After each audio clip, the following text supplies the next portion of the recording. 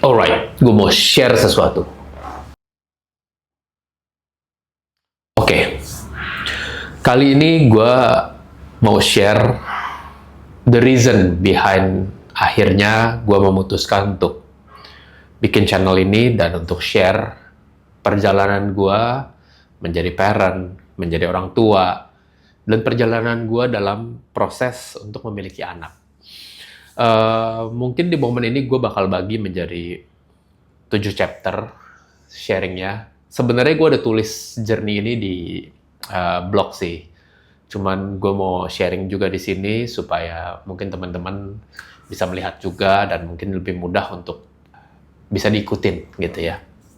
So this is journey number 1. Sedikit background story-nya, kami sudah menikah dari tahun 2010. Waktu itu gue masih awal banget masuk Kristen. Gue tuh bukan lahir dari keluarga yang Kristen. Gue dulu lahir, gue kenal Tuhan bahkan pertama kali itu karena di sekolah, gue masuk dalam sekolah Katolik. Jadi gue kenal Tuhan dalam pelajaran agama di sekolah. Keluarga gue cukup diverse, jadi ya, gue juga belajar agama Buddha, gue belajar agama Katolik. Tapi gue nggak secara pribadi kenal Tuhan. Dan gue di keluarga tidak bertumbuh diperkenalkan siapa Tuhan. Tapi along the way, dalam prosesnya, nanti ada story lagi yang mungkin gue akan ceritakan dalam momen yang berbeda. Tuhan menjamah gue secara pribadi tahun 2008. Dan tahun 2009, gue ketemu sama Karin lagi, karena sebenarnya Karin teman SD. 2010, kami memutuskan mau menikah, jadi di gereja kalau mau menikah itu harus Kristen gitu. So that's why gue ikut kelas katekisasi untuk belajar menjadi Kristen. Jadi buat gue menjadi orang Kristen itu ya salah satunya karena syarat supaya bisa menikah. Parah deh. Ya tapi gue jalanin supaya bisa nikah gitu ya.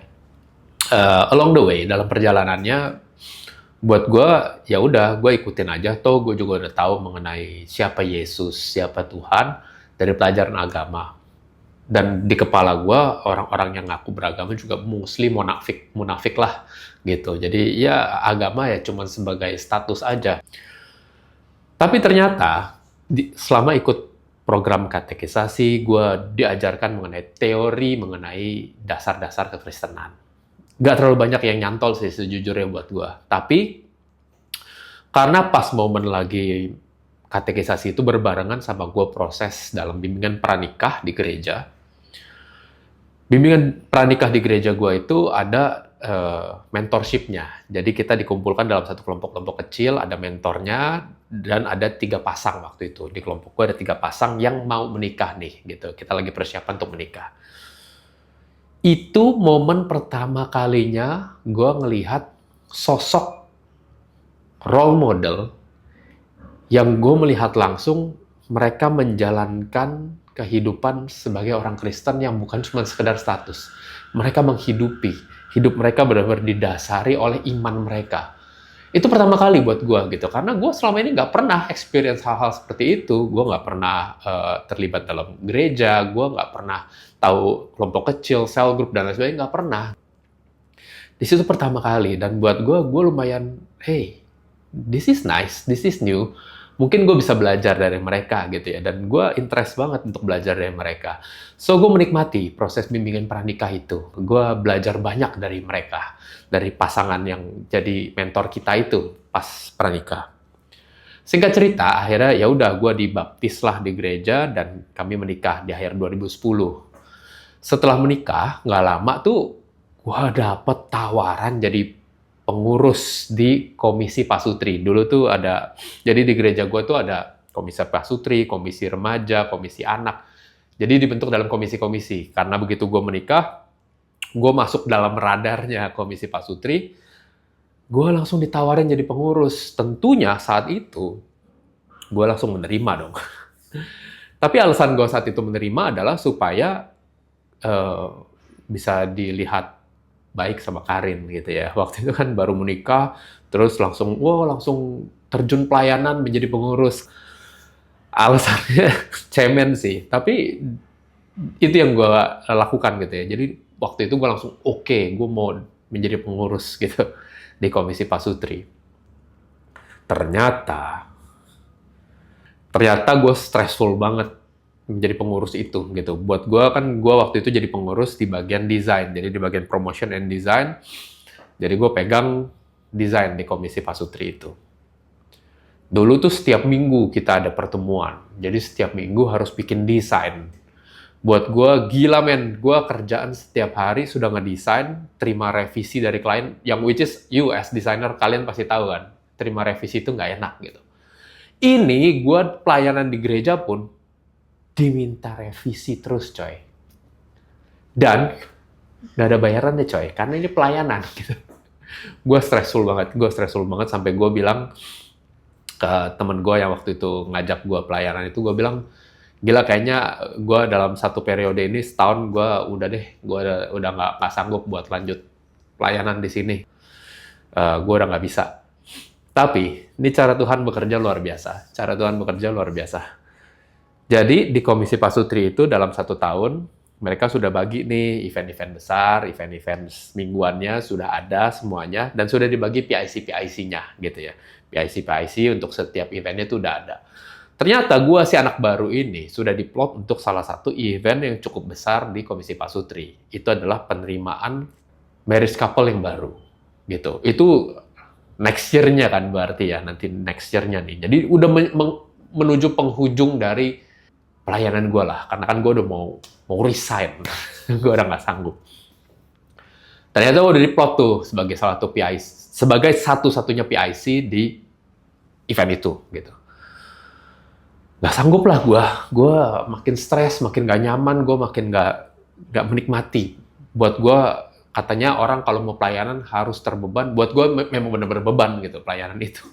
Gue gak menikmati banget, dan gue pas diminta PIC, iya gue punya tanggung jawab, gue pasti menjalankan gitu, cuman gue gak menikmati gitu, gue stres banget. Waktu gue stres itulah Karin ngeliat gitu, dan dia mulai tanya gitu, kamu suruh bikin apa, kamu ngapain gitu.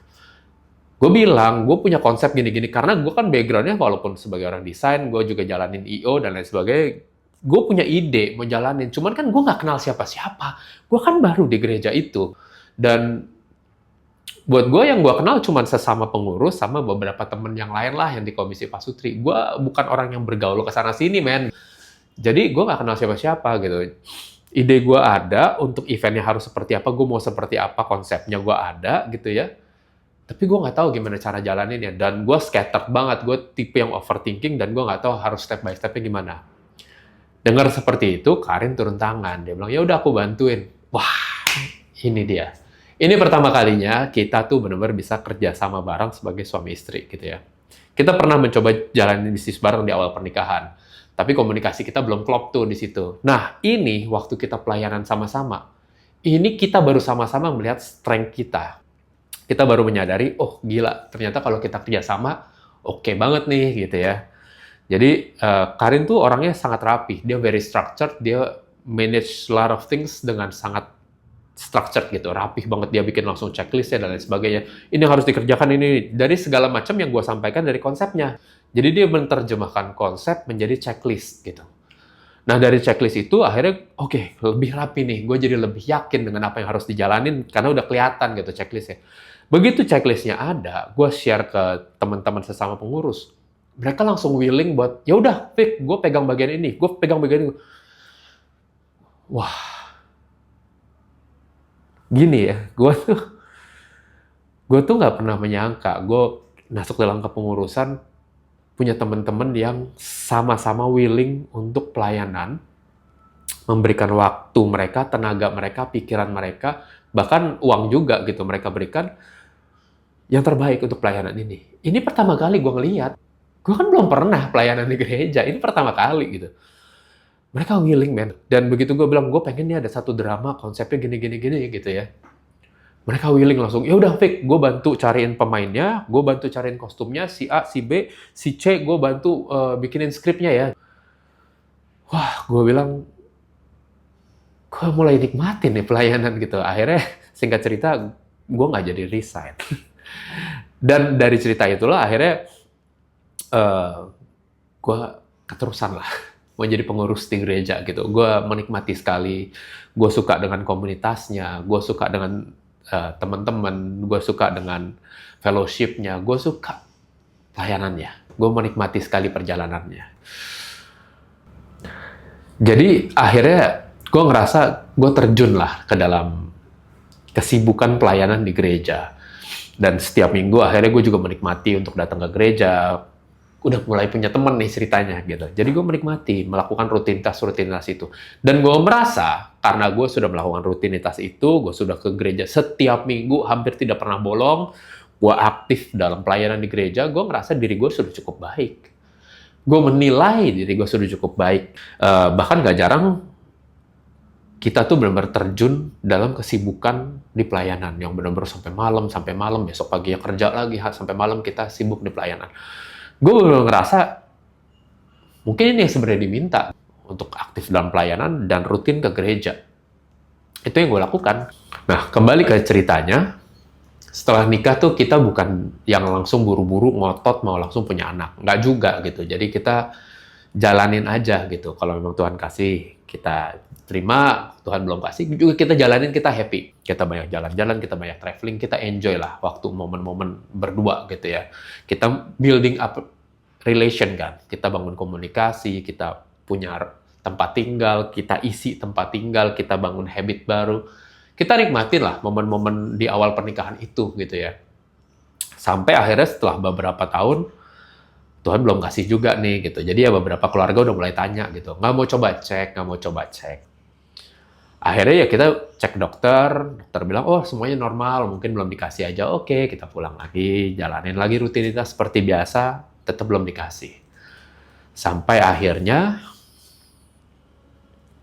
di tahun 2016, kita memutuskan, ya udah deh kita coba lebih serius kali ya. Kita udah 6 tahun gitu, 6 tahun menikah dan belum diberikan anak.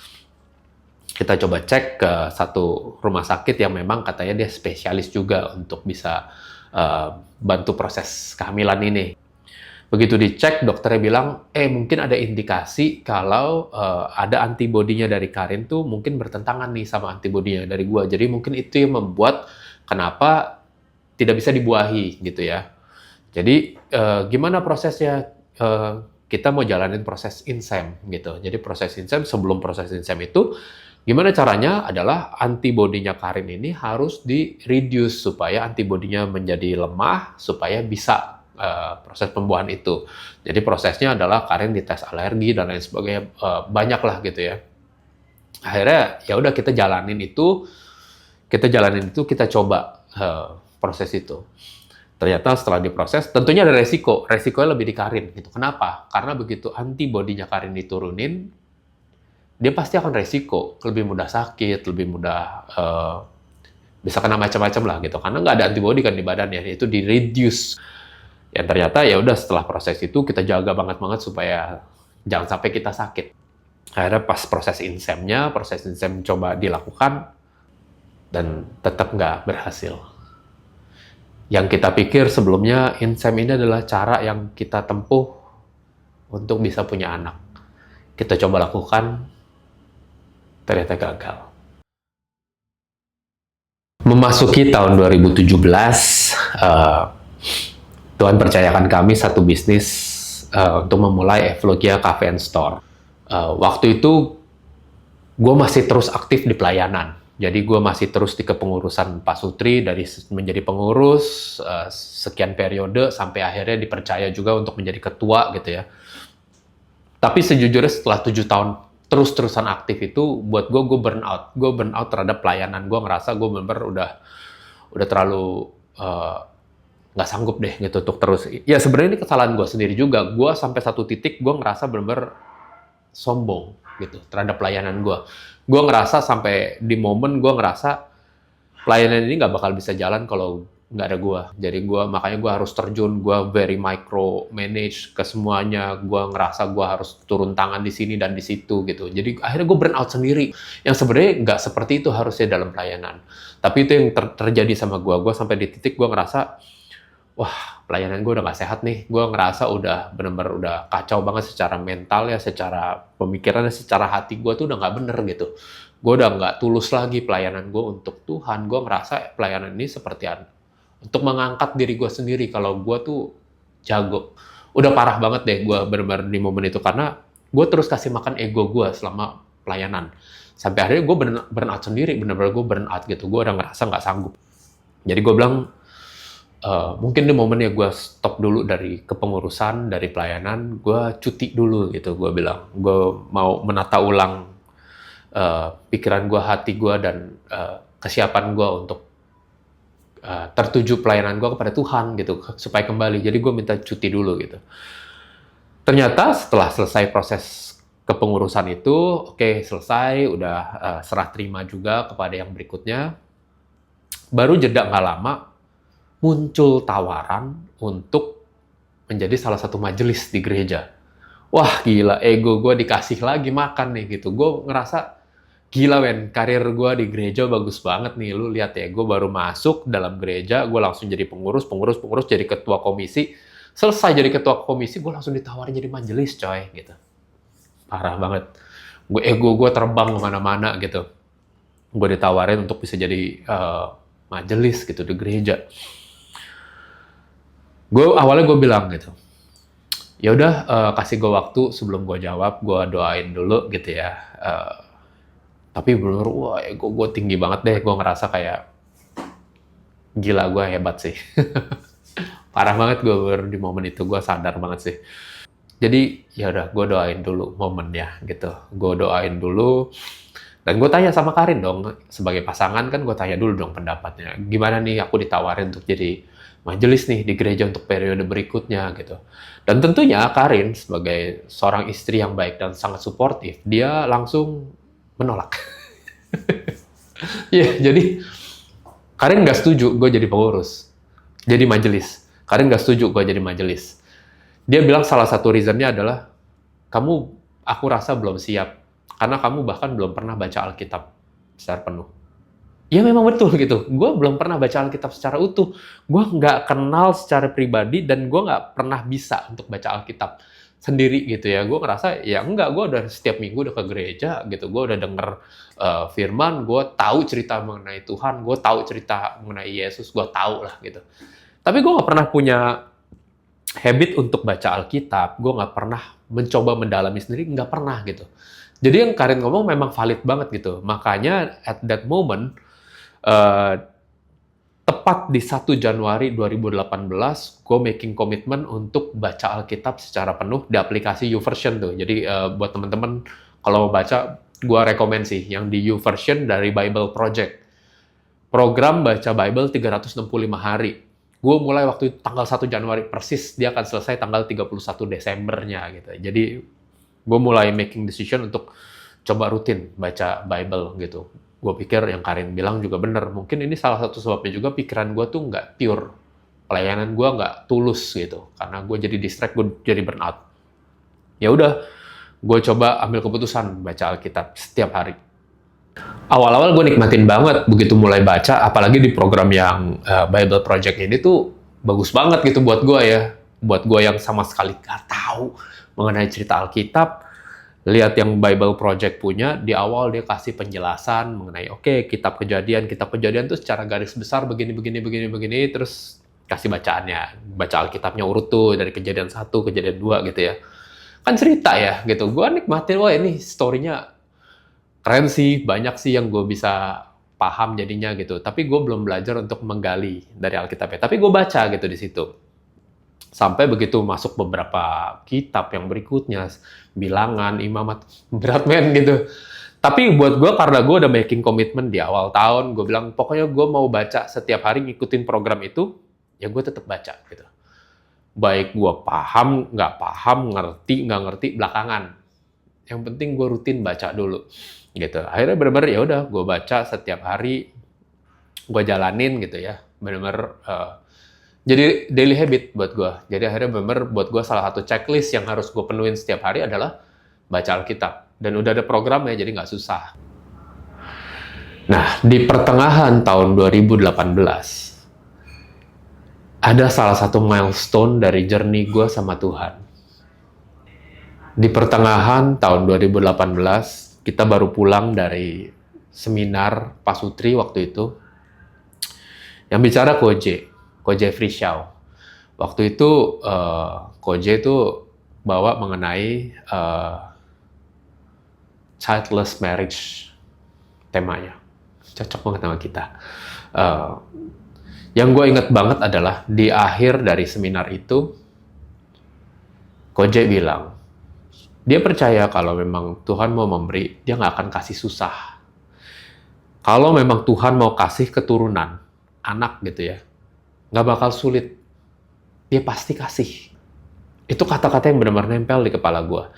Dan pulang dari seminar itu, karena kita sudah kita jadwal ke dokter. Waktu itu kita lagi mulai lagi nih program untuk ngecek lagi lah gitu ya. Awal-awal kita ngecek aja gitu di tahun 2018 itu. Tapi ternyata begitu kita ke dokter, dokternya bilang, ini kalau dia lihat dari hitungannya, dari cek segala macam, hari ini adalah hari yang paling baik dan terakhir kalau mau memutuskan bayi tabung. Buat gue ya, baru dengar seminar Pasutri, Koje juga sampaikan pesan kalau memang Tuhan mau kasih, dia nggak bakal kasih susah. Itu bergaung di kepala gue terus-terusan. Tapi ego gue terus bicara. Gue mau punya anak. Gue mau punya anak. Whatever it takes, gue mau punya anak. Gue mau punya anak. Perang batin dalam hati gue. Perang batin. Gue tanya sama Karin, gimana ya kita keputusannya gimana? Karin bilang dia percaya aja sama apa yang gue putuskan, dia ikut gitu. Dia ikut aja apa yang gue mau putuskan.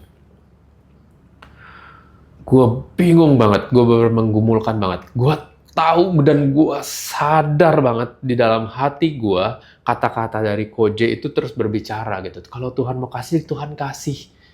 Kita nggak bakal bikin susah gitu.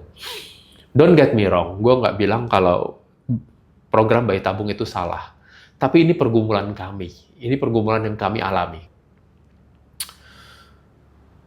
Dorongan itu kuat banget. Ego gue pun nggak mau kalah. Ego gue terus bilang, gue mau. Pokoknya gue mau punya anak. Pokoknya gue mau punya anak. Dan ini momennya. Dan saat itu, ego gue yang menang. Gue bilang, kita lanjut. Kita lanjut program bayi tabungnya. Apakah program bayi tabung itu adalah keputusan yang baik bagi kami? Ternyata enggak. Sekali lagi, bukan gue bilang program bayi tabung itu salah. Tapi buat kita, waktu itu, journey-nya sangat nggak mudah. Very stressful. Melibatkan banyak sekali air mata. Tapi Tuhan baik. Di momen ini, Tuhan secara pribadi menjamah gue. Jadi dalam menjalankan proses bayi tabung ini, buat kita, begitu akhirnya kita oke, gue baru tahu tuh, ternyata dalam prosesnya,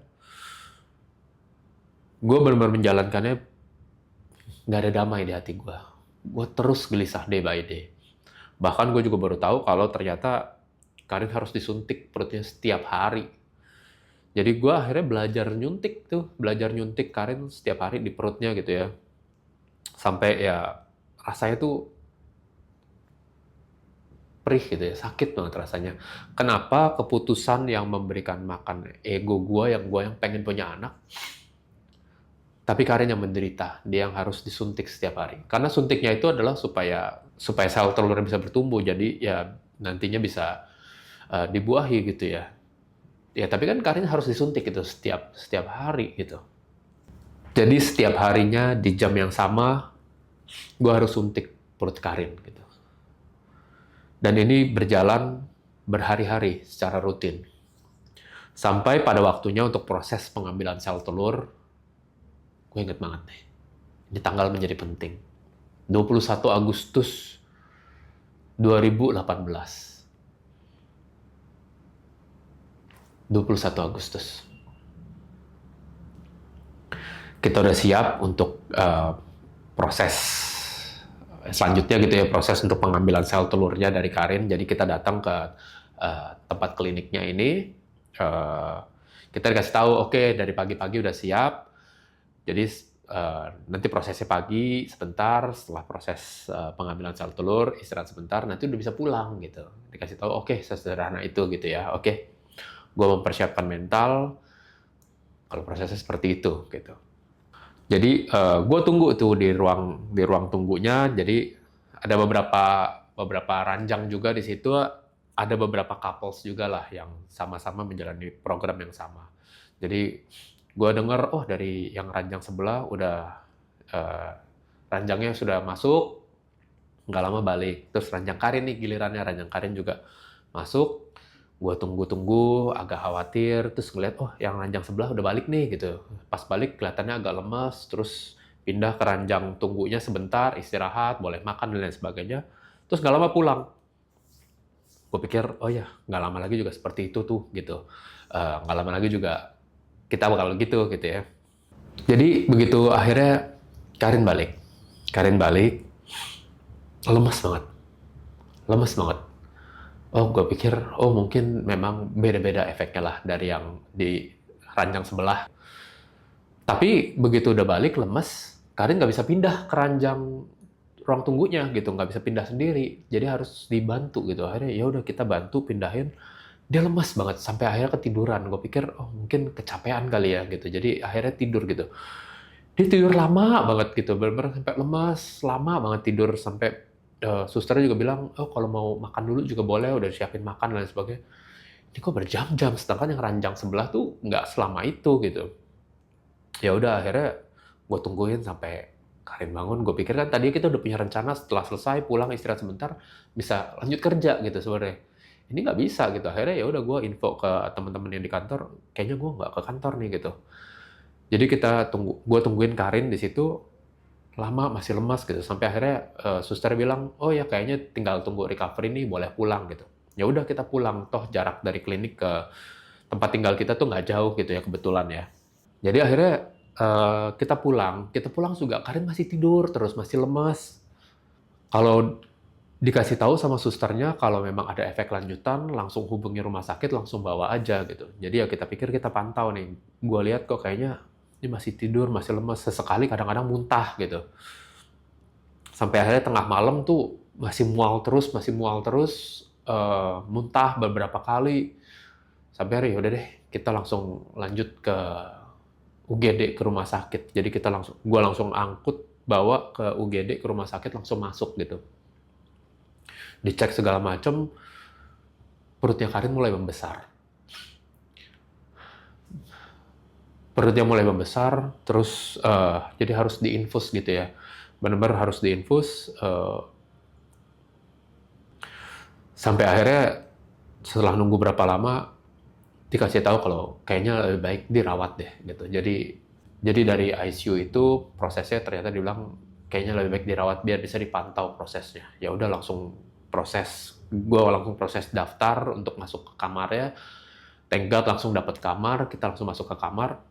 Di kamar Karin sampai sesak nafas segala macam, jadi harus pakai bantuan oksigen.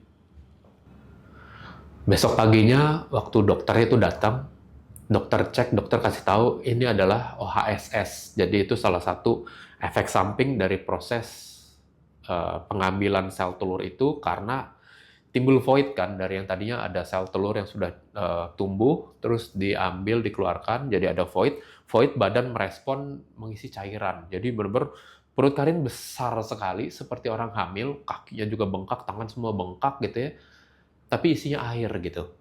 Sampai akhirnya menekan ke paru-paru, dan akhirnya dia juga sesak nafas.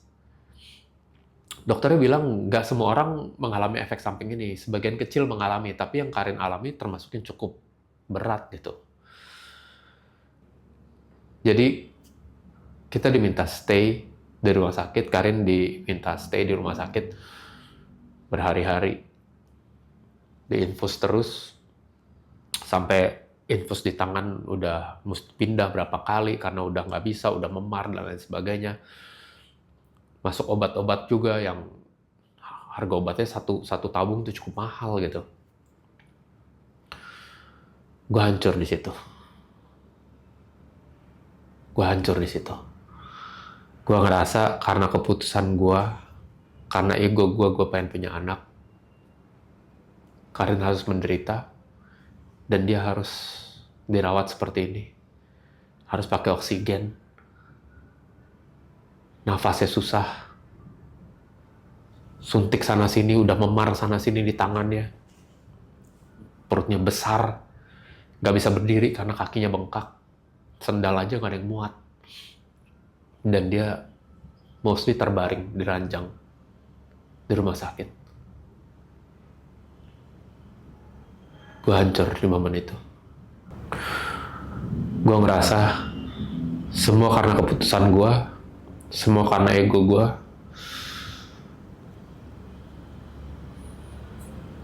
Karin harus ngalamin ini semua. Gue nangis.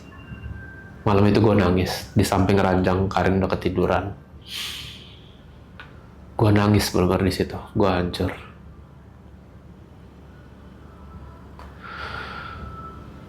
Waktu itu, malam itu, sambil ngeliat Karin kondisinya seperti itu, dia pakai oksigen untuk bisa tidur supaya bisa nafas.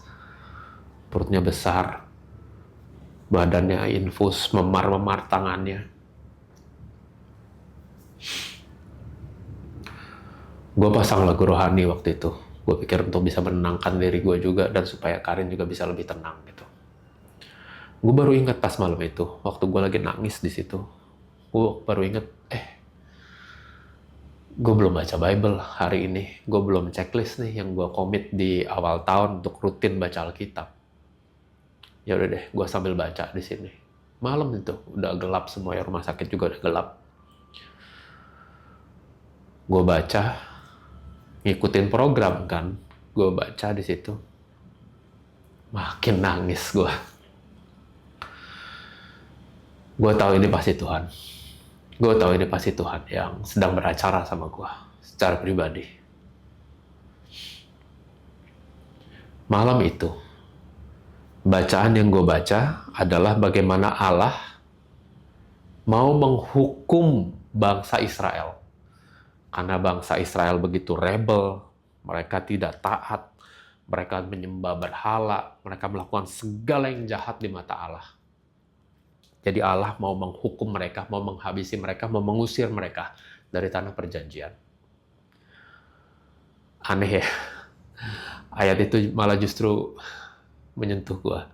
Tapi ada satu bagian dari bacaan di hari itu, dari kisah yang Allah mau menghukum bangsa Israel, Allah berkata berkali-kali di bacaan hari itu, aku akan menghukum mereka, aku akan menghabisi mereka, aku akan mengusir mereka.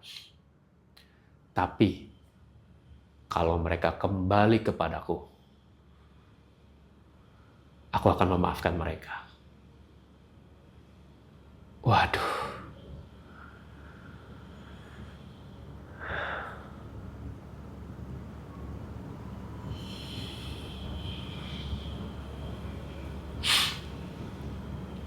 Allah bilang, Allah akan memaafkan mereka dan menerima mereka kembali. Dan tanpa sadar, di momen lagi gue baca itu, gue bener merinding, gue bener terharu. Gue denger lagu yang gue puter, lagu rohani yang gue puter, masuk ke lagu seperti Bapa sayang anaknya. Runtuh gue malam itu, runtuh gue ngerasa ini Tuhan secara pribadi berbicara sama gue di momen itu. Seakan yang gue rasa tuh dia mau bilang kalau ya mungkin keputusan gue salah. Keputusan gue tidak taat. Padahal Tuhan udah kasih tahu bukan yang di jalannya. Ego gue yang masih gue menangin. Gue masih keras kepala. Keputusan gue salah. Tapi kalau gue kembali kepada dia, Dia memaafkan dan dia menerima kembali. Seperti bapa yang sayang kepada anaknya. Momen itu gue benar-benar keluar air mata nggak berhenti. Tapi air mata yang keluar bukan lagi air mata penuh penyesalan. Bukan lagi air mata yang putus asa. Tapi air mata merasa dikasihi. Merasa damai. Merasa Tuhan hadir secara pribadi. Momen itu benar-benar momen yang menguatkan buat gue. Gue salah ambil keputusan. Gue gak taat. Gue menangin ego gue. Karena gue ngerasa gue mau punya anak. Akhirnya kejadian itu semua. Berbagai kesulitan, berbagai penderitaan yang harus Karin alamin. Yang gue harus ngeliat sendiri hasil dari keputusan yang gue ambil. Gue menyalahkan diri gue sendiri. Tapi Allah bilang di situ, seperti bapa sayang anaknya, dia memaafkan dan menerima gue kembali. Tahun 2018 itu menyisakan trauma buat kami. Jadi proses pemulihan Karin dari efek OHSS itu ternyata butuh lebih dari 1 bulan sampai bisa pelan-pelan mulai normal kembali. Jadi pelan-pelan setelah prosesnya perutnya mulai kembali mengecil, air mulai cairannya mulai keluar, kaki juga bengkak-bengkaknya semua mulai mengecil sampai akhirnya ya sepatu lama baru mulai muat. Tapi pemulihan dari mental kami nggak secepat itu, butuh waktu prosesnya. Jadi ya setelah itu kami mengambil trip berdua benar-benar untuk bisa membantu juga memulihkan mental kami lah. Dan kami juga nggak mau cepat-cepat langsung untuk lanjut proses selanjutnya untuk proses embrio transfer. Jadi kita butuh waktu. Kita butuh waktu untuk pemulihan secara mental. Baru setelah tahun 2019 kami merasa sudah lebih cukup siap secara mental. Karin juga sudah cukup secara fisik. Kami baru memberanikan diri untuk ke proses selanjutnya, ke proses embrio transfer. Jadi setelah dilihat-lihat, dicek, ternyata ada 4 embrio nih yang berhasil jadi dengan baik gitu ya. Setelah konsultasi sama dokter, disarankan masukin 2 dulu. 2 lagi kita keep dulu, katanya gitu. Thank God-nya benar-benar di momen itu, dari 2 embrio yang dimasukin, berhasil nempel, berhasil dibuahi, dan jadi. Kita benar-benar rutin kontrol setiap minggunya, kita datang ke dokter untuk dicek gitu ya. Banyak tuh obat-obatan yang dikasih buat Karin konsumsi, karena untuk bisa menjaga supaya embrionya ini bisa bertumbuh dengan baik gitu. Jadi proses pemeriksaan janinnya semua kita lakukan rutin gitu, pengecekan. Sampai satu momen, pengecekan di minggu ke-7. Kita cek, dokter bilang, wah pertumbuhannya baik nih gitu. Terus dicek, dokter nanya, mau dengar denyut jantungnya nggak? Begitu dikasih dengar denyut jantungnya, you know what? Baru kali itu gue ngerasa happy seperti itu gitu ya. Happy yang benar-benar menjalar dari ujung kaki, berjalan sampai ujung rambut tuh benar-benar, literally benar-benar gue ngerasa dengar denyut jantung dari anak gue gitu yang ada di perut Karin. Happy banget. Kita benar-benar bersyukur banget benar-benar ini bisa dengar denyut jantungnya dan ini jadi. Tapi nggak lama. Waktu pengecekan berikutnya, dokter cek, oh iya pertumbuhannya baik, ukurannya baik. Tapi pas dicek jantungnya, denyut jantungnya udah nggak ada. Berkali-kali dokter memastikan. Sampai akhirnya dokter bilang, iya udah nggak ada denyut jantungnya. Kita masih minta, yang benar dok, coba cek lagi, coba cek lagi. Udah nggak ada. Rasanya tuh dari minggu sebelumnya kita benar sampai naik begitu happy-nya. Di minggu berikutnya jatuh hancur. Kita masih bilang sama dokter, dok, boleh nggak kasih waktu? Besok pagi cek lagi. Minta waktu jadwal sama dokter, besok pagi tolong cek lagi. Kita benar-benar pulang, kita doain nggak berhenti. Kita minta benar-benar, Tuhan, tolong Tuhan. Tuhan bisa kan bikin keajaiban. Tuhan bisa kan bikin mujizat. Kita benar-benar doa terus. Kita nangis malam itu. Kita benar-benar berdoa, mohon keajaiban sama Tuhan. Besok paginya, kita balik ke dokter, dicek lagi. Mujizat itu nggak terjadi. Doa kami nggak dijawab. Denyut jantung tetap nggak ada. Jadi akhirnya dokter atur jadwal siang buat dikuret, buat dikeluarkan janinnya. Keluar dari ruang dokter itu, kita gandengan tangan sambil nunggu jadwal buat bisa kuretnya. Kita nyebrang ke depan rumah sakit, ada kafe gitu ya. Depan kasirnya, pas kita mau pesan, kita pesan sambil nangis di situ, di kasirnya. Mungkin kasir juga bingung gitu, kenapa mau pesan kopi kok sampai nangis. Sedih banget rasanya.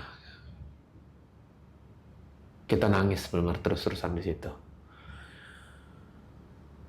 Akhirnya dapat jadwal buat kuret besoknya. Dalam perjalanan pulang, sepanjang perjalanan kita nangis nggak berhenti. Kita doa sepanjang jalan, masih berharap mujizat terjadi, masih berharap Tuhan sanggup bikin keajaiban. Tapi dalam hati kita tahu, udah nggak mungkin. Kita udah kehilangan.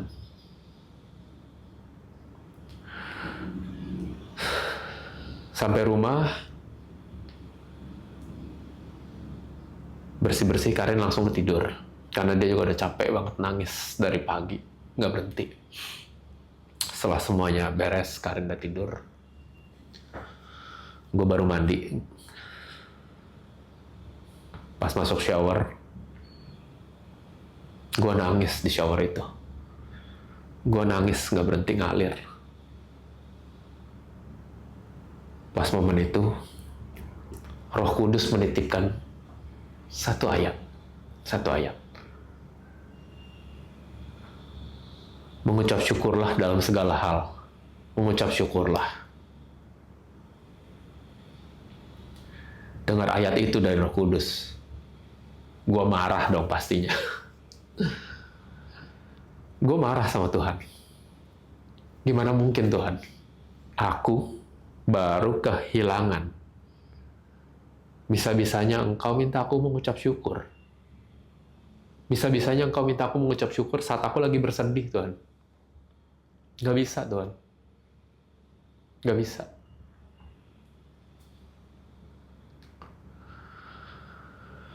Tapi di momen itu, Tuhan secara pribadi beracara sama gue. Berbicara sama gue. Gue bisa dengar jelas dia ngomong di shower itu. Tuhan bilang, Victor, ya Tuhan, aku sangat mengasihi kamu. Aku memberikan darahku untuk kamu di kayu salib. Dan aku menebusmu, dan aku mengangkatmu menjadi anakku. Apakah kamu bersyukur? Ya Tuhan, aku bersyukur. Akan itu aku bersyukur. Victor, dia panggil lagi. Ya Tuhan, aku mengasihi istrimu. Aku memberikan darahku di kayu salib. Aku menebus kalian dan menjadikan kalian anakku. Apakah kamu bersyukur? Iya Tuhan, aku bersyukur akan itu. Terus dia tanya, lalu sekarang,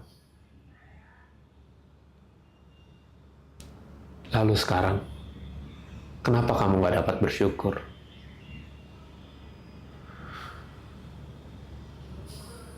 Gue nangis gak bisa berhenti di shower itu. Gue rasa udah nyampur air dari shower sama air mata gue udah terus-terusan ngalir. Tapi setelah momen pribadi itu sama Tuhan, lagi-lagi hati damai, hati dikuatkan, plong semua beban yang tadi ada di pundak, ada di kepala, semua plong, langsung turun semuanya bareng sama air mata yang keluar. Hati gue damai. Gue siap untuk kembali melangkah. Gue tahu, gue mengucap syukur karena Tuhan mengasihi gue, mengasihi Karin. I know for sure, karena dia secara pribadi beracara sama gue. Di momen itu, keadaannya nggak berubah. Mujizatnya nggak terjadi. Denyut jantung tetap nggak ada. Tapi dia merubah hati gue. Dia kasih kekuatan. Dia kasih damai. Seperti yang dia janjikan. Dia berjalan bersama dengan gue melewati ini. Setelah akhirnya kita dapat kepastian, udah nggak ada denyut jantung. Jadi besok paginya kita kembali ke rumah sakit untuk proses kuret. Perasaan campur aduk. Fisik juga capek. Karena dari kemarin seharian di rumah sakit nunggu, seharian nangis. Tapi ada satu yang berbeda. Dalam hati gue tahu kalau Tuhan menyertai. Itu yang menjadi kekuatan, itu yang memberikan damai dalam hati gue. Jadi hari itu, hati gue udah penuh damai, gue siap untuk ke proses kuret ini. Karin punya prosesnya sendiri dalam journey with God dalam proses ini. Mungkin dia nanti akan ada waktu untuk dia mau sharing sendiri di sini ya. Pas paginya, akhirnya Karin masuk dalam ruangan untuk bisa kuret gitu ya. Gue pikir gue butuh waktu untuk sendiri. Gue nunggu di luar. Gue mau menyendiri, gue untuk bisa mencerna emosi gue supaya gue bisa menenangkan diri. Tapi ternyata tanpa gue tahu, waktu itu Kosuta datang ke rumah sakit. Kosuta itu adalah mentor gue. Dia mentor di kelompok kecil gue di gereja. Dia yang banyak sekali bimbing gue untuk kenal Tuhan, mengalami Tuhan. Dia datang di sana. Tanpa gue sadar, ternyata itu yang gue butuhkan di saat itu. Kosuta bukan orang yang banyak bicara gitu. Jadi di momen itu juga nggak banyak berkata-kata. Dia cuma diam, dia hadir. Dia temenin gue di situ gitu saat gue di luar di ruang tunggunya. Dia banyak diam, dia cuma duduk di sebelah gue gitu. Sebelum Kosuta berangkat ke kantor, dia sempat mampirin. Dan sebelum dia harus berangkat, dia ajak gue berdoa gitu ya. Dia doa. Pas selesai doa, ada kata-kata dari Kosuta yang benar-benar bikin gue kepikiran. Waktu itu Kosuta bilang gini, Vic, Tuhan tahu kok anak-anaknya yang menyayangi dia. Dia pasti jaga anak-anaknya. Kata-kata Kosuta itu bikin gue kepikiran. Bikin gue gelisah. Bikin gue bener-bener gak bisa berhenti gitu berpikir. Bikin gue bertanya pada diri gue sendiri.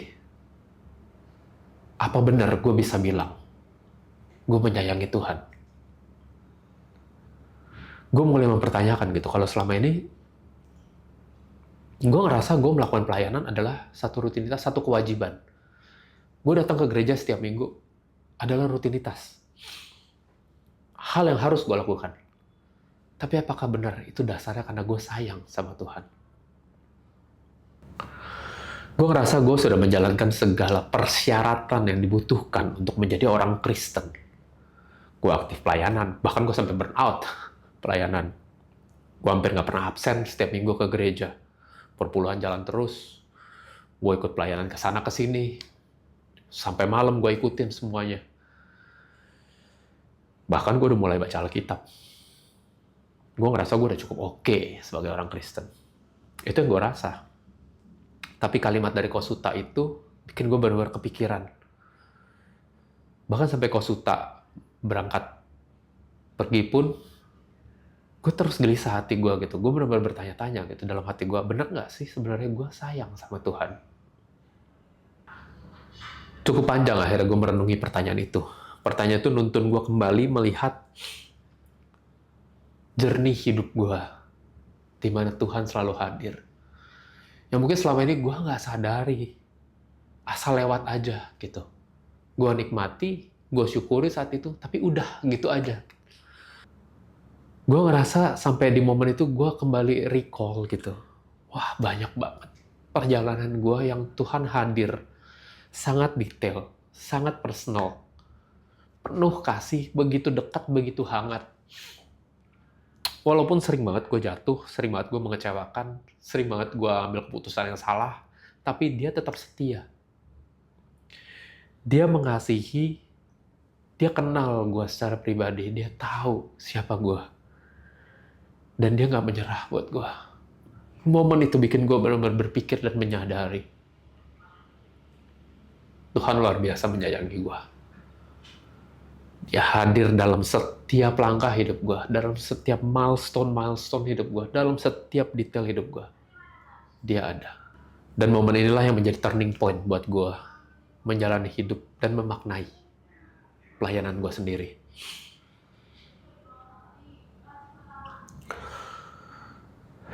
Gue melihat lagi ke belakang kalau selama ini dalam kehidupan gue, dalam pelayanan gue, bahkan dalam journey untuk punya anak ini, gue banyak sekali ngerasa gue bisa, gue hebat. Gue banyak sekali mengandalkan kekuatan dari gue sendiri. Ya, walaupun dalam proses punya anak ini, gue sering banget berdoa. Tapi gue selalu dalam pikiran gue, oh gue masih bisa pakai cara ini, gue masih bisa mengusahakan ini, gue masih bisa pakai jalan ini. Pelayanan pun sama. Gue selalu ngerasa, karena gue bisa, karena gue sanggup, karena gue bisa begini, gue bisa begini, gue bisa begitu. Jarang gue menyertakan Tuhan dalam prosesnya. Jarang gue berserah kepada Tuhan. Biar dia yang bimbing, biar dia yang tuntun. Gue menyadari,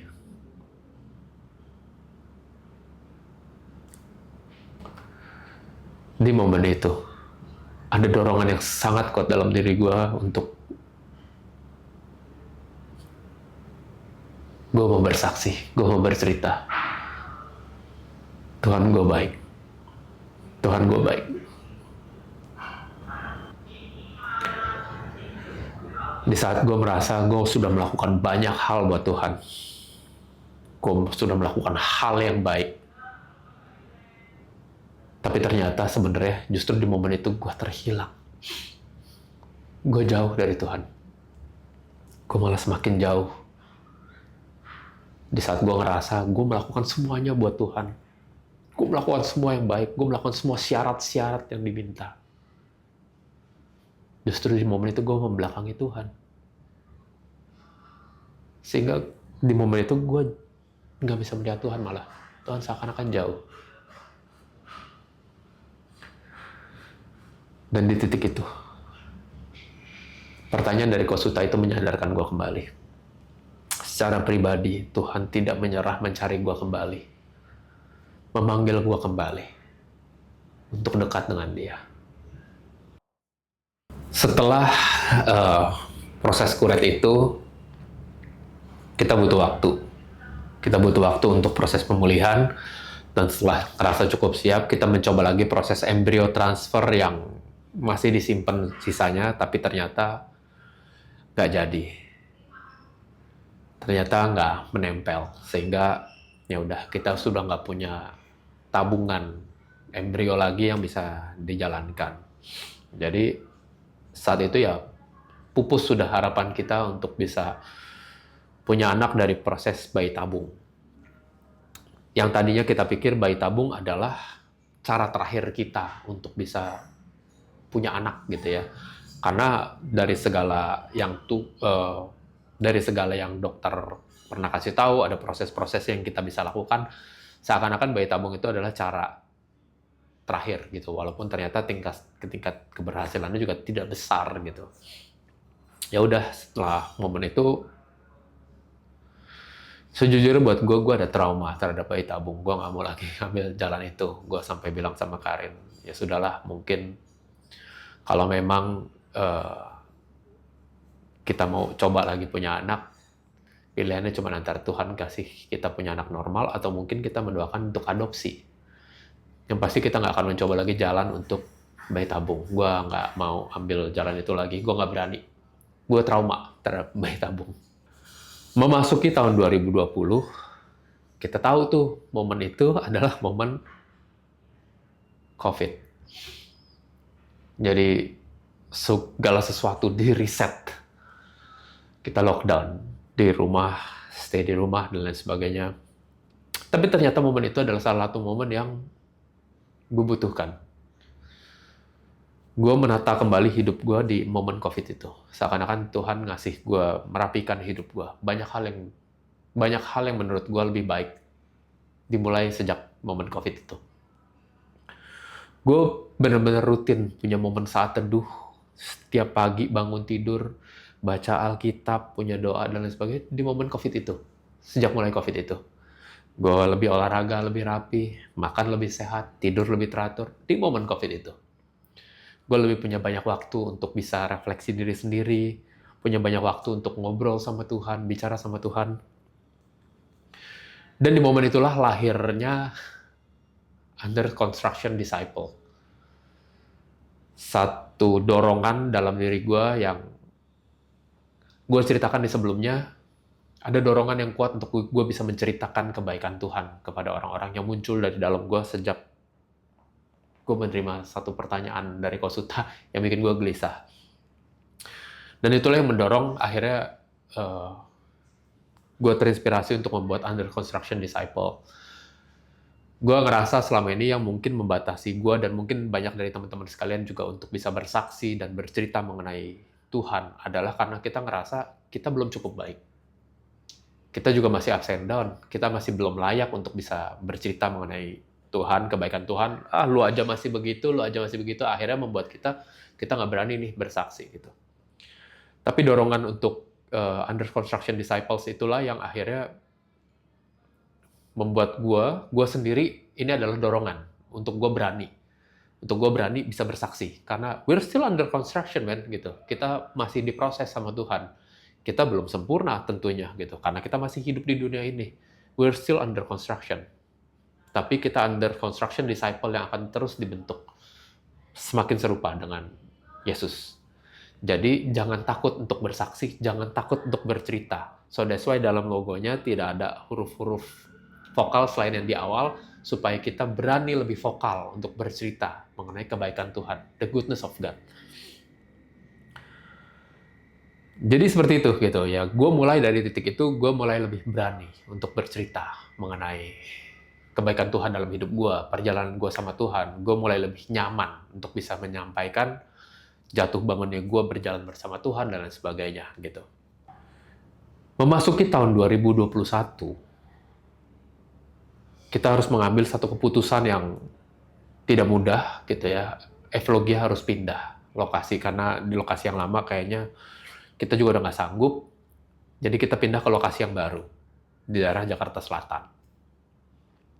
Sebenarnya di tahun itu juga bukan tahun yang sebenarnya ideal untuk pindah lokasi, starting new. Enggak, karena waktu itu penuh ketidakpastian. Kalau kita ingat di tahun itu, setiap minggu bisa ganti kebijaksanaan, PPKM yang berubah-ubah keputusannya. Jadi kalau kita baru pindah saat itu ke lokasi yang baru, dengan market yang baru, yang belum kenal kita, pasti banyak sekali tantangannya gitu. Jadi waktu kita pindah ke lokasi baru itu, gue bener-bener kayak doa bener-bener tiap hari, men, gitu. Gue doa bener-bener Tuhan kasih jalan, gimana caranya supaya nih Evlogia bisa menapakkan kaki di tempat yang baru ini, gitu. Tuhan kasih satu dorongan. Dalam hati gue, Tuhan bilang, bagiin makanan gratis di depan. Buat gue nggak make sense gitu. Pertama, gue keluar gede, men, buat renov di lokasi baru gitu ya. Kedua, bagi makanan gratis. Uangnya dari mana gitu. Kalau gue calculate juga, kalau gue bagi makanan gratis, paling gue cuma sanggup mungkin kurang dari seminggu, bahkan mentok paling seminggu ya gitu. Tapi gue bilang gitu, gue mau belajar taat sama Tuhan di momen itu. Jadi Tuhan kasih tanda, kalau memang benar ini yang harus gue lakukan, gue akan tanya partner gue, Fedi gitu ya. Kalau dia langsung bilang oke, gue jalan. Kalau dia ada sedikit keraguan, gue mundur nih gitu. Gue kasih syarat cemen banget sih. Terus gue telepon sama Fedi. Peng, gue kayaknya didorong sama Tuhan untuk bagi makanan gratis nih di depan di Evlo. Gimana ya? Yuk, gas, kata dia bilang. Waduh, langsung dia semangat malah gitu. Ya udah, karena gue sudah bilang kalau dia tanpa keraguan gue langsung jalan, kita jalan. Jadi kita mulai nih bagi makanan gratis di depan di Evlogia gitu ya. Kita bagi makanan gratis setiap hari. Tapi itu momen ya, bener-bener gue yakin itu Tuhan pakai sih. Jadi kita bagi makanan gratis seadanya tuh, gitu. Kemampuan kita cuma segitu, kita beli dari warteg yang ada di seberang Evlo, beli beberapa, awalnya kita beli dikit, kita taruh, habis nih gitu, orang ada yang ambil. Kita pikir juga kita bantu warteg yang di depan lah, daripada kita juga masak semuanya gitu. Kita beli lauk juga nggak banyak lah, cukup lah gitu ya. Akhirnya ternyata Tuhan pakai luar biasa momen itu. Dari yang satu hari kita cuma taruh paling 5 gitu ya, awal-awal 5, gue udah bilang, ini kayaknya kita nggak sanggup lama gitu. Ternyata banyak sekali teman-teman yang merespon, ikut menyumbang gitu di momen itu. Nyumbang, si ini nyumbang, si ini, Fik, gue mau ikut dong, gue mau ikut bagi makanan gratis, gue mau ikut, gue transfer kemana, gue kirim, si ini transfer sini, nyebarin lagi, sini nyebarin. Banyak banget akhirnya yang transfer gitu. Sampai gue kewalahan, sampai gue bilang, gue nggak bisa, gue harus bikin pembukuannya harus jelas, gue nggak bisa menyalahgunakan kepercayaan yang dikasih nih gitu. Akhirnya bener-bener kita akhirnya bisa bagi makanan gratis tuh berbulan-bulan setiap hari dan jumlahnya lumayan gitu. Jadi dari driver-driver online yang di momen pandemi itu kesulitan, mereka bisa dapat makan, orang-orang pemulung yang nggak bisa punya makan, orang-orang di daerah Evlogia yang baru gitu, yang mereka juga kesulitan karena kondisi yang nggak jelas di tengah pandemi, mereka bisa makan gitu. Dan gue sampai amazed gitu, ini seperti yang gue alamin, gue ngelihat langsung live di depan mata gue, 5 roti 2 ikan. Gue cuman bawa apa yang gue punya, dan gue bilang, Tuhan, yang gue punya cuma segini, aku punya cuma segini Tuhan. Aku paling cuma bisa kasih makan sekian, dan itu cuma bisa bertahan berapa hari. Tapi Tuhan melipat gandakan banyak hal. Dan ternyata yang gue nggak sadar, karena dorongan memberi makan gratis itu, gue ditemukan satu koneksi dengan satu komunitas. Ternyata komunitas ini adalah komunitas yang selalu mempertemukan bisnis dengan charity gitu ya, untuk menyumbang. Jadi bisnis apa diajak kerjasama untuk kita nyumbang yuk ke sini gitu. Singkat cerita, gue ditemukan sama komunitas ini gitu ya. Akhirnya kita kontekan dan lain sebagainya. Gue bilang, yuk, Evlogia kayaknya didorong nih untuk bisa melakukan hal seperti ini, dan kita mau terlibat nih gitu. Dia udah kita kontekan dan lain sebagainya. Ternyata begitu kita kerjasama, kita bilang ya udah, ayo kita kerjasama. Jadi dalam penjualan Evlogia sekian bulan waktu itu, persiapan dalam bulan itu, sebagian dari keuntungannya kita akan sumbangkan, ngikut dari program yang si komunitas ini jalankan gitu. Akhirnya setelah kontekan dengan komunitas ini, kita kerjasama lah gitu. Dan kita dikasih tahu, oke, di bulan ini kita mau nyumbang ke rumah Ruth ya. Ini aneh. Tapi gue yakin pasti Tuhan ikut campur di sini. Jadi, beberapa waktu sebelum dari komunitas ini mention mengenai rumah Ruth, gue baru dengar mengenai rumah Ruth ini dari Mario dan Yanita. Mereka mention mengenai rumah Ruth ini. Dia kasih tahu kalau pelayanannya luar biasa lah gitu. Jadi waktu itu gue dimention mengenai Bu Devi nih, ya, yang punyanya rumah Ruth ini. Jadi begitu dimention sama si komunitas ini, kalau di bulan ini kita mau menyumbang ke rumah Ruth, gue ngerasa kayak ini pasti bukan kebetulan. Ini pasti bukan kebetulan, karena mendadak langsung, belum lama gue mendengar mengenai pelayan rumah Ruth, ini langsung dimention rumah Ruth lagi gitu. Jadi ya kita lakukan yang terbaik nih di bulan itu, benar-benar kita push benar-benar secara bisnisnya juga kita push supaya kita bisa menyumbang lebih baik. Kita bahkan ajak-ajak secara personal juga, siapa yang mau bantu menyumbang di bulan ini untuk ke rumah Ruth gitu ya. Singkat cerita, akhirnya setelah 1 bulan itu kita menjadwalkan waktu untuk bisa langsung visit membawa sumbangannya ke rumah Ruth ini. Jadi kita datanglah ke rumah Ruth ini gitu ya. Rumah Ruth ini lokasinya ada di Bandung. Jadi waktu kita berangkat, akhirnya kita berangkat ke Bandung, kita datang visit ke sana. Gue benar-benar ngerasa kayak, ini gue merinding banget gitu pas momen itu. Gue merasa kayak, ini kok rapi banget diaturnya gitu ya. Baru dengar mengenai rumah Ruth, terus kita kontak komunitas ini, bilangnya kita mau menyumbang ke rumah Ruth, dan bahkan komunitas ini pun mengajak kita untuk langsung datang membawa sumbangannya ke rumah Ruth gitu. Jadi ya udah, kita langsung ikut ke rumah Ruth ini juga untuk membawa sumbangannya. Begitu sampai di sana, kan kita udah dengar mengenai pelayanannya rumah Ruth untuk menampung orang perempuan-perempuan yang hamil di luar nikah ini gitu kan. Tapi ternyata sampai di sana, mereka ada 2 rumah nih. Waktu itu yang kita visit, ada 2 rumah. Yang rumah yang satu adalah untuk menampung anak-anak yang lahir gitu. Jadi isinya tuh satu rumah itu anak-anak masih kecil-kecil gitu ya. Ada yang dari baru lahir, ada yang baru 1 tahun gitu. Kita tuh ngerasa kayak bener-bener gimana ya? Kita mendoakan untuk bisa punya anak, kita berusaha untuk bisa punya anak. Tapi yang kita ngelihat di sini ada banyak anak-anak yang quote unquote tidak diterima gitu. Hati kita tergerak sekali gitu. Dan begitu kita sampai di rumah Ruth itu, kita ngelihat kayak, aduh, ini salah satu momen yang paling luar biasa adalah pas kita datang ke rumah Ruth ini, kita ngelihat kalau benar-benar mereka tuh hidup dikasihi, karena pengurus dari rumah Ruth ini benar-benar menjalankannya benar-benar dari hati gitu ya. Mereka menyayangi banget nih anak-anak yang ada di situ gitu. Dan begitu kita masuk ke sana, anak-anak ini juga luar biasa gitu. Langsung ada yang minta peluk, ada yang minta gendong gitu. Wah, kita tersentuh banget di momen itu gitu ya. Kita ngerasa kayak tergerak banget gitu buat kita. Kita bisa visit ke sana, main sama mereka, ajak makan, suapin mereka gitu.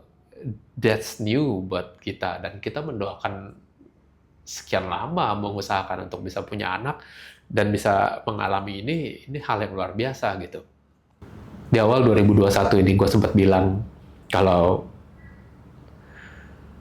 mungkin jalannya kita tuh udah antara Tuhan kasih kita punya anak normal atau adopsi, dan kita delete ketemu rumah ini.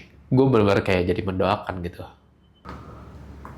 Gue mulai menggumulkan untuk adopsi, walaupun berkali-kali kalau diskusi juga sama Karin, kita tahu ini nggak mudah buat kita untuk bisa ambil keputusan adopsi gitu, dan kita benar-benar mendoakan terus mendoakan gitu, sampai akhirnya gue sampai bilang ke Karin kalau sampai di akhir 2021 Tuhan masih nggak kasih anak, kita coba doain lagi yuk gitu. gue juga udah mulai cari tahu mengenai prosedur adopsi, apa aja yang harus dilakukan. Dan prosedurnya nggak mudah sih, sejujurnya banyak banget persyaratan-persyaratannya yang harus di-fulfill, dan gue sadar itu memang hal yang sangat dibutuhkan sih untuk proses adopsi, karena adopsi bukan hal yang sembarangan gitu ya. Jadi waktu di awal tahun 2021, kalau sampai akhir tahun mungkin Tuhan nggak kasih kita punya anak secara normal, secara natural, kita doain adopsi gitu. Dan ini di akhir 2021, kita mulai mendoakan untuk adopsi. Tapi ternyata di awal Januari 2022, Karin kabarin kalau dia hamil. Dan kembar. Di akhir 2021, kita udah benar-benar di penghujung nih. Di awal tahun gue udah bilang kalau kita nggak bakal ngambil jalan untuk bayi tabung lagi. Jadi antara Tuhan kasih kita punya anak secara natural, atau mungkin kita mengumpulkan adopsi. Dan ternyata sampai akhir 2021, Tuhan nggak memberikan kami tanda-tanda untuk bisa punya anak secara natural gitu. Jadi gue mulai menggumulkan, mulai mendoakan, mulai cari tahu bagaimana proses-proses untuk adopsi ini gitu ya. Dan gue inget banget di akhir 2021, seperti setiap tahun-tahun sebelumnya tuh gue biasa tulis recap tahun 2021. Di akhir 2021 ini gue bilang gitu, God, I need you more in 2022. Gue nggak sangka ternyata ceritanya benar-benar sesuai. Memang benar-benar kalau dibilang hati-hati dengan doamu gitu ya. Jadi setelah banyak sekali tantangan di tahun 2021, Tuhan memperkenalkan dengan rumah Ruth ini, dan kita experience hal yang luar biasa dari 2021 dan visit ke rumah Ruth ini. Yang pasti kita udah nggak mau mengambil jalan untuk bayi tabung lagi, tapi banyak orang-orang sekitar yang udah kembali mulai ngomong, nggak mau coba lagi bayi tabung, nggak mau coba lagi, nggak mau gitu, karena gue trauma dengan bayi tabung. Gue nggak mau ambil jalan itu. Jadi kita benar-benar menggumulkan gitu untuk adopsi. Cuman banyak sekali ketakutan lah di dalam hati kita, di dalam pikiran kita. Kita ngerasa apakah kita sanggup, apakah kita siap, apakah kita mampu untuk bisa punya anak adopsi gitu ya. Bahkan saat kita lagi menggumulkan itu pun, ternyata nih ya, ternyata Bu Devi dari rumah Ruth itu juga mendadak kontak gitu. Mendadak kontak. Bu Devi bilang gini, Vic, aku mendadak kepikiran kamu sama istri. Kalian terpikir untuk adopsi gak? Gak lama setelah dapat message itu dari Bu Devi, satu malam, Karin tuh waktu itu lagi momen-momennya dia tuh lembur terus gitu ya, lagi setting up new company, jadi dia lagi banyak lembur. Di momen itu satu waktu dia lembur nih gitu, gua sampai nanya berkali-kali, kamu pulang jam berapa? Kamu pulang jam berapa? Kok nggak pulang-pulang gitu? Terus dia jawab gini, Karin jawab nih, lagi dia lembur, dia jawab, Karin cuma bilang, aku punya kejutan, kata dia bilang. Kamu tunggu, aku punya kejutan. Ya, kita sudah menikah 11 tahun lebih gitu ya. Jadi kalau dia bilang kejutan, ya paling dia beliin something, dia beliin cake, dia beliin makanan yang enak, apa segala macam gitu ya. Ya udah gitu, hal-hal kayak gitulah gitu, namanya kejutan gitu ya. Ternyata begitu dia sampai rumah, dia kasih unjuk foto.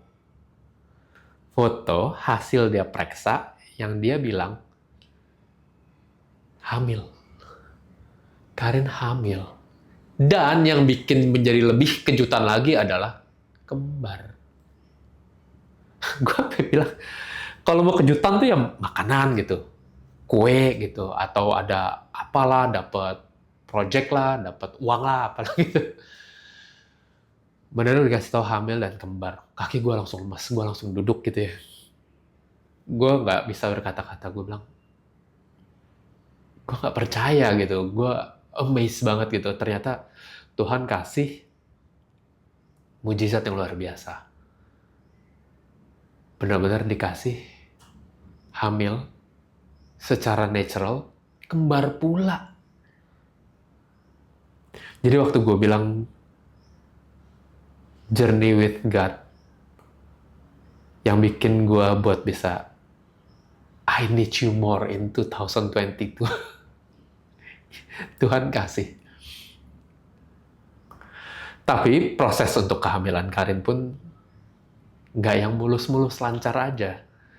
Jadi itulah sebabnya kenapa gue bilang Tuhan kasih gue buat bisa lebih butuh Tuhan setiap momennya. Kita ngerasa tuh kayak di situ disadarkan kita mencoba berkali-kali mencoba program ini menggunakan kekuatan kita sendiri, nggak ada yang jadi, nggak ada yang berhasil, bahkan keguguran. Tapi di saat kita putus asa, kita cuma bisa berserah sama Tuhan. Tuhan bekerja. Saat kita angkat tangan, Tuhan turun tangan. Dan wah, akhirnya Karin bilang, nih kita sudah dijadwalkan kembali nih untuk ngecek dokter lagi untuk memastikan gitu. Wah, gue excited bukan main untuk bisa mendengar lagi denyut jantung 2 anak kembar kami gitu. Ternyata sehari sebelum Karin ngecek, gue vertigo dong. Gue nggak bisa bangun, gue malah jadi diangkut ambulan ke rumah sakit. Jadi gue nggak bisa denger tuh yang pertama kalinya. Waduh, momen-momen itu luar biasa sih. Tapi ternyata perjalanan Karin untuk hamil juga nggak mudah. Apalagi kita membawa trauma pernah keguguran. Jadi setiap momen itu penuh kekhawatiran sekali buat kita. Jadi di awal-awal kehamilan, apalagi kembar gitu ya, rentan, dan kita di usia yang juga sudah tidak muda dan tidak ideal lagi sebenarnya gitu. Jadi awal-awal tuh Karin diminta untuk bisa bed rest gitu ya, untuk bisa benar-benar seminim mungkin turun dari ranjang. Jadi di awal-awal ya Karin ambil cuti, dia bed rest, banyak di rumah, banyak istirahat, supaya ya kondisinya baik-baik aja. Jadi begitu akhirnya kita rutin cek ke dokter, begitu cek dokter lagi, dokter bilang, ini kelihatannya udah cukup kuat nih kehamilannya, jadi bolehlah gitu, aktivitas sedikit-sedikit. Baru dibilang gitu, Karin ada jadwal meeting. Cuman sebenarnya jadwal meetingnya juga nggak jauh, pikir cuman meeting sebentar, toh banyakan duduk juga, habis itu pulang gitu. Ternyata begitu sampai rumah, malamnya pendarahan. Wah, kita nangis luar biasa. Karena kita punya trauma keguguran gitu, dan ini menakutkan banget buat kita. Jadi kita langsung cek lagi untuk ke dokter gitu ya. Dokter bilang, iya kayaknya perlu kurangin lagi aktivitas deh. Kayaknya bener-bener nggak bisa terlalu banyak gerak dulu gitu. Wah, kita bener-bener takut banget. Kita ketakutan banget bener-bener di momen itu. Terus akhirnya setelah itu juga bener-bener, akhirnya Karin most of the time di rumah, banyak istirahat. Bahkan sempat juga ada polip. Jadi ada polip yang baru diketahui setelah diketahui oleh dokter dan harus segera ditindak. Jadi akhirnya baru ditindak supaya nggak ada terjadi apa-apa. Tindak supaya udah beres gitu ya.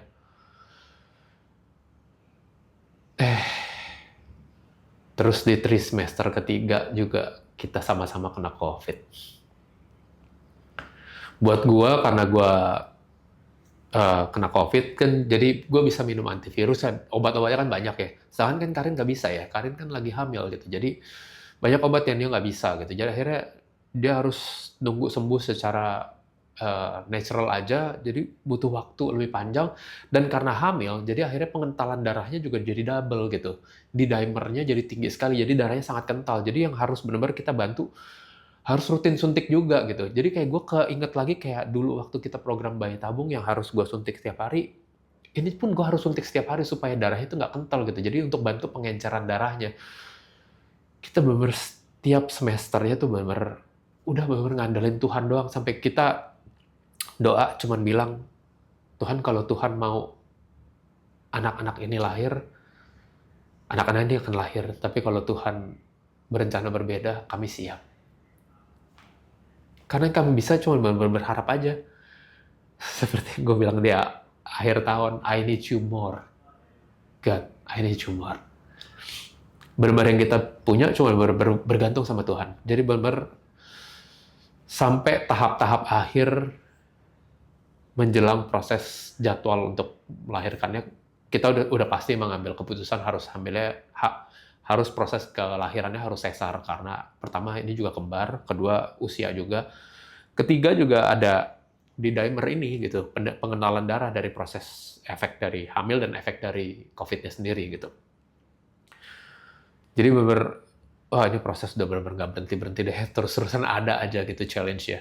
Sampai setelah kita udah sama dokter ya gitu ya, kita sudah menentukan jadwal untuk kelahirannya gitu ya, masih aja muncul. Ada satu malam, seminggu sebelum jadwal yang seharusnya, Karin mendadak perutnya sakit sampai mules-mules sampai tengah malam. Akhirnya kita mau nggak mau buru-buru bawa ke rumah sakit gitu ya, bawa ke rumah sakit, sampai rumah sakit udah langsung dipersiapkan kalau just in case mendadak lahir. Momen itu belum ideal untuk bisa lahir. Kenapa? Karena masih sangat prematur. Kedua juga kemungkinan besar proses pembentukan paru-paru di janin ini belum sempurna gitu. Jadi waktu itu sudah dipersiapkan nih, udah siap-siap, Karin udah masuk ke dalam kamar yang memang khusus untuk persiapkan kelahiran, proses kelahiran gitu ya, tapi ternyata tidak jadi. Akhirnya sepanjang perjalanan kehamilan ini benar-benar setiap semesternya selalu ada aja tantangannya. Benar-benar kayak roller coaster, benar-benar kita dibawa tuh sepanjang proses kehamilan ini gitu ya. Berkali-kali menguras air mata, banyak banget doa yang kita benar-benar cuma mengandalkan Tuhan. Ada satu momen-momen di mana kita benar-benar udah sampai putus asa, benar-benar kita cuma bisa berserah. Satu momen di mana gue lagi doa gitu ya, malam gue doa sebelum tidur, Tuhan kembali berbisik dalam hati yang menenangkan. Dia bilang kalau ini adalah rencana dia. Dan gue benar-benar bisa melihat itu. Saat kita berusaha, kita mencoba kekuatan sendiri, nggak ada yang jadi. Saat ini rencana Tuhan, semua jadi.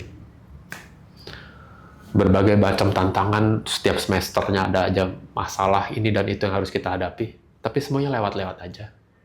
Semuanya jalan-jalan aja. Sampai akhirnya,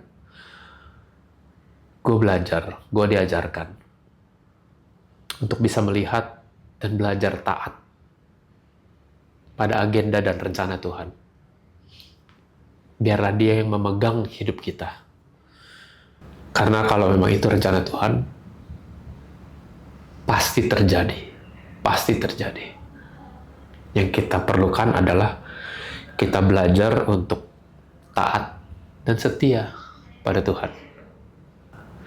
Akhirnya, tanggal 22 Agustus 2022, seperti yang dijadwalkan. Kalau kalian ingat, 21 Agustus 2018, kita proses tahap bayi tabung. Di 2022 Agustus 2022. Tuhan kasih kami lahir 2 anak kembar kami. Kiara kasih Prawata dan Kanaya kasih Prawata. Lahir begitu cantik. Begitu luar biasa.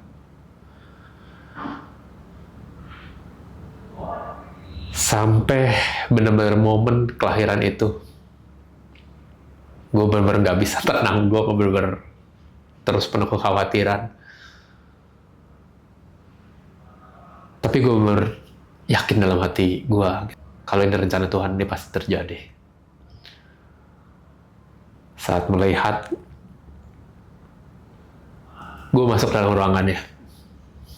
Pas Kiara diangkat sama dokter, pas Kanaya diangkat sama dokter.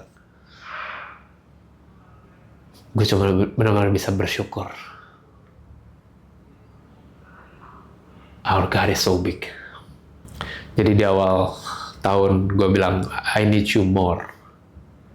Sepanjang tahun gue benar-benar diajarkan untuk benar-benar lebih banyak berserah pada Tuhan. Dan journey inilah yang mendasari gue untuk membuat channel ini.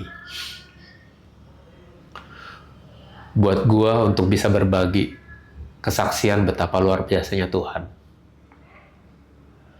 Proses gue belajar menjadi orang tua, proses gue dibimbing sama Tuhan, proses betapa luar biasanya Tuhan ambil alih kendali dalam hidup gue. So that's why channel ini ada. Raising Twins Guided by One. Dan Under Construction Disciple. Gue berharap melalui platform ini, selain bisa menjadi dokumentasi pribadi gue dalam perjalanan gue menjadi orang tua, belajar ups and down-nya, belajar dibentuknya sama Tuhan, proses di mana gue banyak belajar, banyak gagal, banyak salah, tapi Tuhan gak menyerah untuk membentuk gue. Tapi juga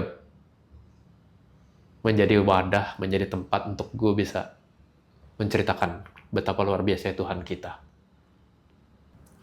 So mungkin buat teman-teman sekalian, calon ayah, calon orang tua, atau yang sedang menjalankan menjadi orang tua, let's walk together. Kita punya Tuhan yang besar. Kita punya Tuhan yang terus membimbing. Kita punya Tuhan yang terus menguatkan. Kita punya Tuhan yang selalu hadir. Because our God is an awesome God. Have a great day.